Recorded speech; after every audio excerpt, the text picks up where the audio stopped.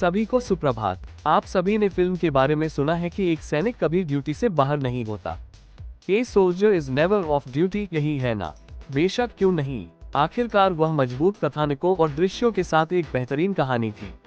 इसी तरह हमने कई पड़ोसी देशों के बारे में सुना है जिनकी सेनाएं कमजोर हैं और खुद की रक्षा करने में सक्षम नहीं है और आतंकवादियों द्वारा उन्हें छीन लिया गया, उखाड़ फेंका गया। हे भगवान, मुझे इतना डर लग रहा है कि रोंगटे भी खड़े हो रहे हैं। वैसे मेरा आज का विषय रोंगटे खड़े कर देने के मामले में अधिक भावनात्मक, सनसनीखेज और डरावना है।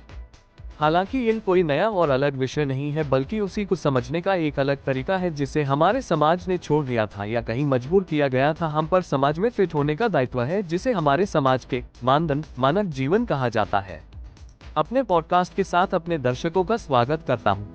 24 घंटे काम करने वाली एक महिला।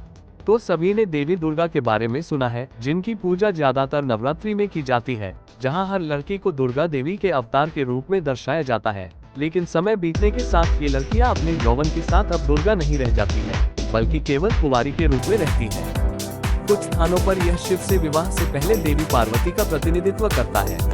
अंततः विवाह होने के साथ ही उनकी कुंवारी होने की उपाधि भी छीन ली जाती है या उनसे जबरदस्ती छीन ली गई। अब उनकी तुलना धरती माता से की जाती है, जो अपनी दया, दयालुता और सर्वशक्तिमान हाथों के लिए जानती है। धरती माता की तरह वह किसी को भी कुछ भी देने से इनकार नहीं कर सकती। हालांकि कभी कभी धरती माता भी मनुष्यों के साथ साथ उनकी रचनात्मकता को नष्ट करके प्राणियों के प्रति अपना गुस्सा दिखाती है, लेकिन प्राकृतिक महिलाएं ऐसा भी नहीं कर सकती। कुछ और समय बीतने के साथ जब वह गर्भवती हुई या बच्चे की मां बनी, तो अब पूरा समाज उससे अनंत हाथों वाली महिला होने की उम्मीद करता है। हालांकि शास्त्रों में ये भी लिखा है कि देवी के 4 या 8 जोड़ी हाथ थे, फिर केवल महिलाओं से अनंत संख्या की अपेक्षा क्यों की जाती है? जबकि उसी शास्त्र में भगवान के पास भी देवी के समान ही जोड़ी हाथ है, फिर समाज पुरुषों से इसकी उम्मीद क्यों नहीं करता है? ओम वार्तालाप बहुत उलझा हुआ है। आइए एक ब्रेक लें और शांति और संतोष एक उच्च मध्यम वर्गीय परिवार की कहानी सुने, जिसमें उनके 4 बच्चे, माता पिता और साथ ही कुछ भाई भी रहते हैं। शांति की शादी 25वें वर्ष में संतोष से हो गई। उनके परिवार का मानना है कि लव मैरिज की बजाय अरेंज मैरिज सबसे अच्छी होती है, क्योंकि यह टिकाऊ और विश्वसनीय होती है। 30 की उम्र में उन्हें 4 बच्चों का आशीर्वाद मिला। उसकी 2 बड़ी भाभी हैं, जिनकी स्थितियां कुछ मामलों में उसके जैसी ही हैं, लेकिन बड़ी होने का फायदा भी है। हालांकि वे सीधे तौर पर अपने ससुराल वालों द्वारा दिए गए काम से इनकार नहीं कर सकते हैं, लेकिन बड़े होने के कारण वे शांति को ये करने के लिए कह सकते हैं और वह चाहते हुए भी इससे इनकार नहीं कर सकती है। तो ये शांति का दिन है। वो उठती है सुबह 4 बजे, जब सब लोग चैन की नींद सो रहे होते हैं। नहाती है और झाड़ू पोंछा लेकर पूरे घर की सफाई करने लगती है। उसका काम अभी तक पूरा नहीं हुआ है, लेकिन 5 बज चुके हैं। अब वो इसे यही छोड़ देती है और पूरे परिवार के लिए बैग टी बनाने के लिए रसोई में लौट आती है। अपना समय बचाने के लिए वो उसी समय सब्जियां काटती है या अन्य काम करती है, जिसमें 6 बजे तक का समय लग जाता है। अब सभी लोग बैग टी के साथ उठते हैं। बैग टी देने के बाद वह अपने बच्चों को जगाने और तैयार होने के लिए फिर से अपने कमरे में प्रवेश करती है। वे सभी जाग जाते हैं। फिर वह सभी के लिए नाश्ता बनाने के लिए फिर से रसोई में चली जाती है, जबकि बाकी भाभी अंदर या तो सो रही होती है या नहा रही होती हैं। शांति को अपने बच्चों को 7 बजे स्कूल बस में भेजना है, इसलिए वह बहुत तेजी से काम कर रही है। उसने अपने बच्चों के साथ साथ पति के लिए भी टिफिन बनाना शुरू कर दिया। जब वह खाना बनाने ही वाली थी कि एक भाभी ने उससे अपने बच्चों के लिए कुछ मांगा। चूंकि वो बहुत स्वादिष्ट खाना बनाती है, शांति कुछ कहने ही वाली थी कि तभी एक अन्य भाभी ने उससे उसके पति और बच्चों के लिए भी कुछ पकाने के लिए कहा, क्योंकि उसे सिरदर्द हो रहा है। उम्मीद है कि उसे कोई आपत्ति नहीं होगी। ऑफ कोर्स दीदी, उसने फिर से खाना बनाना शुरू किया, लेकिन तभी उसे एहसास हुआ कि 6:30 बज गए हैं कि बच्चे तैयार हैं या नहीं। फिर वह अपने कमरे की ओर बढ़ी और देखा कि उसके 2 बच्चे सो रहे हैं। वह चिल्लाई, क्या तुम्हें आज स्कूल नहीं जाना है? माँ, कृपया हमें कुछ मिनट और सोने दो। बेटा, अब 6:45 बज चुके हैं, तुम्हें तैयार होने के लिए केवल 15 मिनट हैं। अब आप तय करें कि आपको जाना है या नहीं। उसने झूठ बोला कि अभी 6:30 बजे हैं। दोनों बच्चे उठे और तैयार होने लगे, जबकि वह अपनी बेटी के बाल बनाने में व्यस्त थी और अपने छोटे बच्चों की देखभाल भी कर रही थी। तेज आवाज और कुछ गंध के साथ उसे एहसास हुआ कि उसने कुछ जला दिया है। गैस पर करी। ओह फिर नहीं भगवान, मेरे साथ ऐसा बार बार कैसे हो सकता है? आपने मुझे किसी चीज के लिए अच्छा क्यों नहीं बनाया है? वो पीले और डरावने चेहरे के साथ रसोई में दाखिल हुई। दोनों भाभी घूरने लगी। शांति, अगर तुम्हें हमारे बच्चे और पति के लिए कुछ नहीं बनना था तो तुम्हें साफ साफ मना कर देना चाहिए था। उसके लिए खाना जलाने की क्या जरूरत थी? ऐसा करने की बजाय सीधे कह देना चाहिए। नहीं दीदी, मैंने ऐसा जानबूझकर नहीं किया है। वो मैं बच्चों को जगाने के लिए कमरे में चली गई थी, जिसके कारण बस ये खाना जल गया है। मैं अभी कुछ जल्दी से बना देती हूँ। नहीं रहने दो, उसकी कोई जरूरत नहीं है। पता नहीं इस बार क्या क्या जला डालोगी। जैसे तैसे करके वह अपने बच्चों को स्कूल के बस स्टॉप तक छोड़कर आती है, लेकिन जैसे ही मैं घर में प्रवेश करती है, शांति का पति उसे पर चिल्लाने लगता है। शांति, यह क्या है? तुम बिना गलती के काम कब कर पाओगे? क्या तुम्हें पता नहीं है कि मुझे अर्जेंट मीटिंग के लिए 8 बजे तक ऑफिस पहुंचना है? क्या मैंने तुम्हें पहले नहीं बताया था? तो तुम मुझे क्यों नहीं जगाया? समय तो यह है कि आपने मेरे लिए नाश्ता और दोपहर का भोजन भी नहीं बनाया। क्या आप सुबह समय पर नहीं उठते? फिर आप क्या कर रहे थे? यदि आप इतना आसान काम करने में सक्षम नहीं हैं, तो आप दूसरों से सम्मान, देखभाल और सम्मान की उम्मीद कैसे करते हैं? शांति लटके चेहरे के साथ स्थिति से दुखी होकर खड़ी थी और खुद पर इल्जाम डालते हुए अपने परिवार का दोषी ठहराया। संतोष अभी तक रुका नहीं। पीछे से एक और आवाज आई, वो हमेशा ऐसी ही रहती है। मुझे पता है माँ, मैंने तुमसे कहा था कि मुझसे शादी मत कराना, लेकिन वो आप और पिता ही हैं जिन्होंने मुझे ऐसा करने के लिए मजबूर किया। तुम सही हो बेटा, लेकिन मुझे नहीं पता कि उस समय मेरे साथ क्या हुआ। मैं उसकी सुंदरता से प्रभावित थी, लेकिन भूल गई थी कि क्या वह हमारे परिवार के साथ तालमेल बिठा पाएगी। शांति, तुमने पिताजी के लिए शुगर फ्री चाय बनाई या नहीं? हाँ माँ, मैंने बनाई, लेकिन क्या? तुम मेरे साथ बहस मत करो, जाओ और संतोष और अन्य के लिए कुछ बनाओ। हाँ माँ। माँ फुसफुसाए, मैंने क्या किया है? वो कुछ नहीं कर सकती। मैं उसे कैसे चुन सकती हूँ? मुझे लगता है कि उसके परिवार ने मुझ पर कुछ जादू टोना किया है, क्योंकि शादी करने के लिए उससे कोई तैयार नहीं था। तब तो ये बिल्कुल गूंगी बनी रहती थी, मगर आप देखो ना जाने कहां से कैंची जैसे जुबान आ गई है। हर किसी से मुंह बहस करने लग जाती है। राधे कृष्ण भगवान। शांति यह सब चुपचाप सुनती रही, वह भी बिना कुछ कहे, क्योंकि यह उसकी रोजमर्रा की दिनचर्या बन गई थी। परिवार के सदस्यों से डांट खाना। हे भगवान, कृपया मुझे बचा लो। 9 पर ही बज गए हैं और मुझे 10 बजे ऑफिस पहुंचना था। आज महीने का आखिरी दिन है। अगर मैं आज भी लेट पहुंची तो मलिक मेरी सैलरी काट देंगे, और हुआ भी यही। लेकिन वह वहां जैसे तैसे काम करती है। सुबह के 11:30 बज रहे थे। उसके फोन की घंटी बजी और किसी ने बोला कि यह विशु की माँ बोल रही है क्या?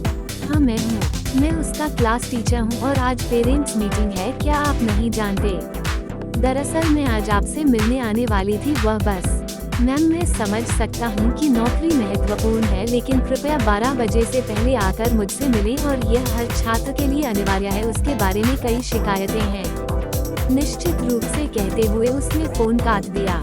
वह पहले ही डांट खा चुकी है, इसलिए ऑफिस से छुट्टी या आधे दिन की छुट्टी लेना संभव नहीं है। इसलिए संतोष को फोन मिलाकर मीटिंग में जाने के लिए कहती है। लेकिन संतोष गुस्से में उसे कहता है, क्या तुम्हें पता नहीं है कि आज मेरी एक महत्वपूर्ण मीटिंग थी? ये सब क्या है शांति? तुम एक भी काम ठीक से नहीं कर पा रही हो। और फोन काट देता है। शांति मलिक के पास जाकर छुट्टी मांगने की कोशिश करती है, लेकिन उसे उसकी नौकरी से बर्खास्त कर दिया जाता है। लेकिन वो पीटीए में गई। शिक्षकों ने उसे ध्यान देने के लिए कहा, क्योंकि केवल माँ ही है जो उन्हें सीखने में मदद कर सकती है। वह जानती थी कि उसने बिना कुछ कहे अपना सिर हिलाया और घर लौट आई। जब वो लगभग 2:30 बजे घर पहुंची, हर कोई बहुत खुश था। देखो शांति आ गई है, वो सब कुछ संभाल लेगी। सभी सदस्य दोपहर का भोजन करने लगे, जबकि शांति थकी होने के बावजूद सबको खाना परोस रही थी।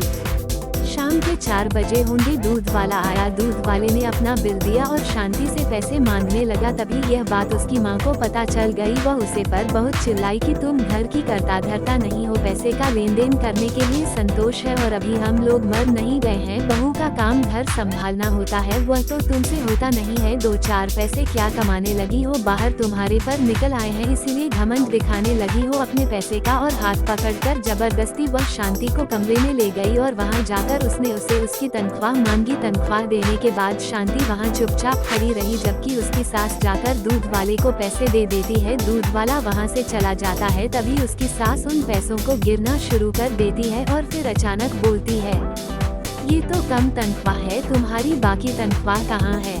हाँ माँ, देर से आने के कारण कटौती हुई है, आप कुछ अतिरिक्त नहीं कर रहे हैं। संतोष भी समय पर कार्यालय जाने का प्रबंधन करता है, आप अपना काम भी नहीं करते हैं। वास्तव में आप किसी भी काम के लिए अच्छे नहीं हैं। गुस्से से, भगवान मुझे एक ऐसी बहू मिल गई, पता नहीं कहाँ से आई है, ये पता नहीं मैंने कौन सा बुरा काम किया था जिसके कारण मुझे यह मिली है। माँ मैं आपसे कुछ कहना चाहती था, हाँ लेकिन पैसे के बारे में सोचना भी मत, एक पैसा भी नहीं मिलेगा इस बार। तुमने इस महीने की सारी तनख्वाह में वैसे ही कटौती कर दी है। नहीं, मुझे इसकी आवश्यकता नहीं है, लेकिन इसके कारण मुझे नौकरी से निकाल दिया गया है। क्या बढ़िया है, अब केवल घर का काम करो, क्या अनपढ़ बहू है। जब संतोष को पता चला तो वो उस पर चिल्लाने लगे, बताओ तुम किस काम में अच्छी हो, वेतन बढ़ाने के लिए अपने बॉस की तारीफ भी कर सकती हो, लेकिन नौकरी से निकाल दिया गया। मेरी तरफ देखो, मेरी वजह से मुझे साल भर में 3 प्रमोशन मिले हैं। वह शांत रही, लेकिन उसे एहसास हुआ कि उसे खाना बनाने के साथ साथ अन्य काम भी करने हैं और बच्चों को अपना काम पूरा करना है। जब उसने उनसे काम पूरा करने के लिए कहा तो उन्होंने बोलना शुरू कर दिया, माँ क्या आप स्कूल में हमारा समर्थन नहीं कर सकती, आप वहाँ चुप क्यों रही? तो फिर अब आप हमें क्यों डांट रहे हैं? मैं अब और नहीं सीख सकता। अगर आप इसे करना चाहते हैं तो मेरे लिए करिए, मैं शर्त लगाकर कह सकता हूँ कि आप भी इसे एक दिन में याद नहीं कर पाएंगे। शांति एक समय की सर्वश्रेष्ठ स्नातक विद्वान थी, लेकिन आज वह अपने बच्चों के सामने बिल्कुल चुप रही और कुछ ना कह उन्हें विनम्र व्यवहार के साथ ऐसा करने के लिए कहा। शाम के 11 बजे हैं, हर कोई सोने वाला है या पहले से ही सो रहा है, लेकिन वह उन चीजों में व्यस्त है कि क्या पकाना है और कल के लिए क्या करना है और सोने की बुनियादी या आधाशयकत प्रदान करनी है। रात के 12 बजे तक वो इतना थक चुकी होती है कि वो सोने के बाद ऐसे जान पड़ती है जैसे उसका मृत शरीर पड़ा हो जो उसकी आत्मा को छोड़कर जा चुका है। वो इतनी थक चुकी है कि मच्छर या उस तरह का कोई भी व्यक्ति अब उसे प्रभावित नहीं करेगा। लेकिन कभी कभी उसके लिए न सोना प्रतिबंध भी बन जाता है, क्योंकि अन्य लोग इन चीजों से परेशान हो जाते हैं और वो आवश्यकता प्रदान करने वाली सांता क्लास है, लेकिन शायद उसके लिए सांता क्लास भी चला जाता है। हे भगवान, सुनकर ही मेरे रोंगटे खड़े हो रहे हैं। ये किसी डरावनी फिल्म के दृश्य जैसा लगता है, लेकिन यह मत भूलिए कि यह समाज द्वारा महिलाओं के साथ किया जाने वाला वास्तविक व्यवहार है, क्योंकि वे एक गृहिणी के रूप में काम कर रही हैं, क्योंकि हम उन्हें पुरुष से कमतर या उपशीर्षक मानते हैं। लेकिन जिस आधार पर हम उनके साथ यह सब कर रहे हैं, असल में वह ग्रंथ भी ऐसा नहीं कहते हैं, तो फिर महिला ही क्यों? ये तो लेने और देने का रिश्ता है, जहाँ हर कोई एक दूसरे पर निर्भर है, तो सिर्फ महिलाओं पर दबाव क्यों डाला जाए? उन्हें कुछ भी कहने का अधिकार क्यों नहीं है? बचपन से ही माता पिता पर निर्भर रहती थी, बाद में पति पर निर्भर रहती थी, फिर बच्चों पर, और इस तरह मर जाती है। लेकिन अगर उनमें से कोई बाहर आया तो उसे मां नहीं कहा जाता है, उन्हें गंदे चरित्र की महिला माना जाता है। एक महिला एकल माता पिता क्यों बन सकती है, पुरुष क्यों नहीं? वो हमेशा प्यार के नाम पर अपना सारा भार और बोझ एक महिला या पत्नी पर स्थानांतरित कर देता है। क्या ये वास्तव में प्यार है? अगर वह काम नहीं कर रही है तो उसे अनपढ़ समझो, जिस समाज के साथ साथ जीवन के विषय में भी कोई ज्ञान नहीं होता है, और कभी कभी तो 12 साल के एक पुरुष बच्चे को भी ज्यादा जानकारी समझा जाता है, वजह 31 साल की स्त्री के। कैसे आया कोई नहीं जानता। मुझे लगता है कि यह सोचने का समय है कि हम उन्हें आर्थिक रूप से स्वतंत्र बनाने की कोशिश कर रहे हैं, जो अच्छी बात है, लेकिन हमें उन्हें पारंपरिक रोल से भी मुक्त करने की जरूरत है। वे केवल उनके लिए नहीं हैं, बल्कि सभी के लिए हैं। एक लड़की के रूप में जन्म लेने के बाद से किसी ने भी उनके साथ किसी भी तरह के भेदभाव के बारे में नहीं सोचना चाहिए। उनकी अपनी पसंद होनी चाहिए, वह जो चाहती है वह करे, जिससे उन्हें अधिक खुशी होगी। आइए इस नवरात्रि से हम उन्हें उनकी पारंपरिक पंक्तियों और यहाँ तक बंधन मुक्त महसूस कराने का प्रयास करेंगे और 24/7 सेवा के बजाय हम स्वयं उनकी मदद करने का प्रयास करेंगे, ताकि कम से कम वे न केवल पहचानने के लिए काम करती रहेगी बल्कि वह खुद मूल्यवान भी बनेगी और मातृत्व उन पर या किसी और पर थोप नहीं जाएगा। हमें ये भी समझना चाहिए कि मातृ सेवा कोई भी पुरुष या महिला बिना लैंगिक भेदभाव के कर सकता है, इसे केवल महिलाओं पर ही थोपा नहीं जाना चाहिए। तब तक जिम्मेदार और जागरूक दर्शकों को अलविदा।